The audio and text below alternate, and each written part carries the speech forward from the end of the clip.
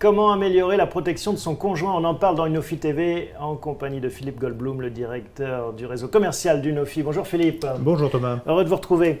Alors on va voir ensemble ce beau sujet, car en effet, quand on est marié ou pacsé, des choses sont prévues, mais est-ce qu'elles protègent suffisamment? Alors, nous avons deux types de lois. On a la loi de 2001 qui a renforcé la protection du conjoint marié, la loi de 2006 qui a institué le principe de régime de séparation pour les couples pacsés.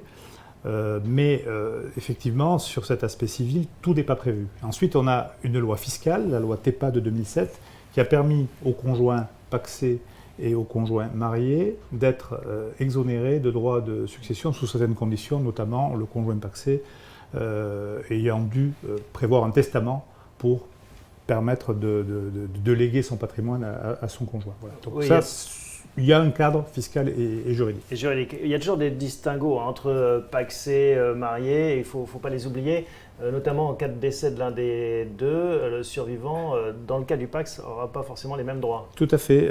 En matière de droit sur le patrimoine, donc c'est le testament qui va le prévoir. Par contre, pour ce qui concerne les régimes de reversion de pension de retraite, le conjoint pacsé n'aura pas de reversion, ce qui est quand même important.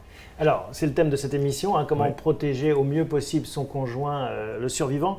Qu'est-ce qu'on peut prévoir? Qu'est-ce qu'on peut imaginer? Alors, la première chose, c'est de faire une analyse, donc de faire un bilan patrimonial chez son notaire.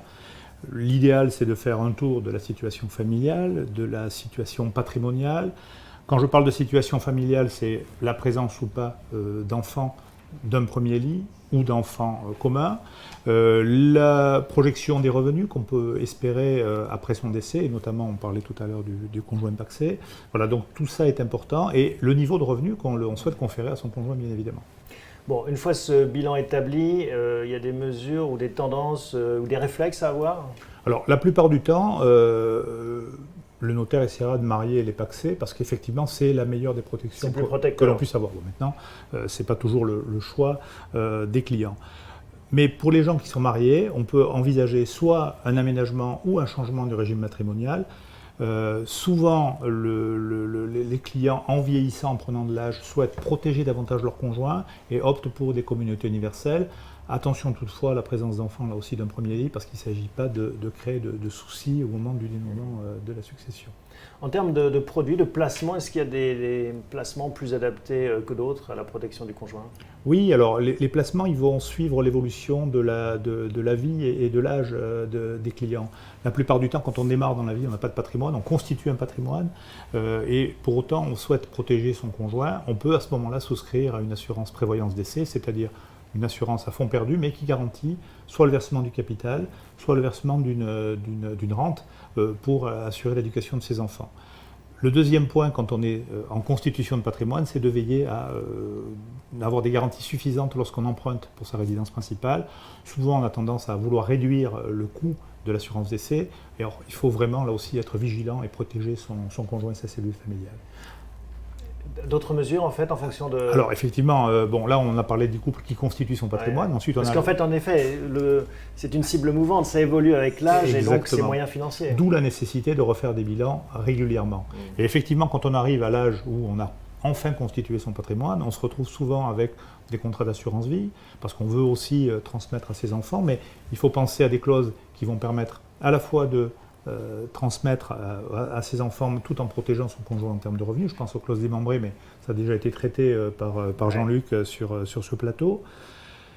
Mais là aussi, un autre point, c'est la couverture, parce que l'assurance vie, c'est plus le placement pépère en euros tranquille, garanti. Donc là, il faut aussi faire attention sur des placements risqués. Comment est-ce qu'on fait là, par exemple, sur l'assurance vie, pour se protéger d'éventuelles variations? Alors certains contrats, et notamment Unofi, prévoient des garanties planchers. Alors l'assurance garantie plancher, ça consiste tout simplement à s'assurer que le montant des primes versées, quelle que soit l'évolution des marchés, sera bien le montant qui sera versé en cas de décès.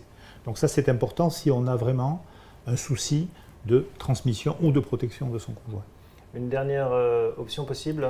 Alors, moins usité, mais là aussi sur la fin de sa vie, plutôt, quand on commence à prendre de l'âge, c'est la rente viagère.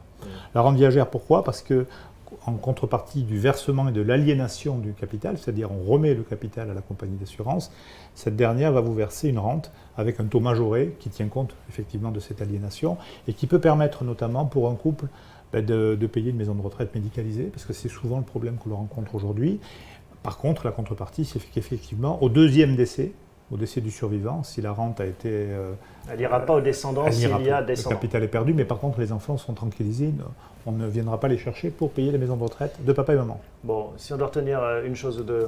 Alors, la première chose, c'est que, évidemment, il faut faire un bilan, mais pas qu'un seul. Il faut en faire, on l'a vu Thomas plusieurs fois dans sa vie, parce que sa situation va évoluer, la réglementation va évoluer, le cadre fiscal va évoluer, donc des bilans régulièrement avec son notaire pour s'assurer des solutions à mettre en œuvre. Et outre le mariage, il y a d'autres solutions, les solutions financières, et Unofi est là avec votre notaire pour vous accompagner. Merci Philippe, Unofi TV, chaque patrimoine est unique.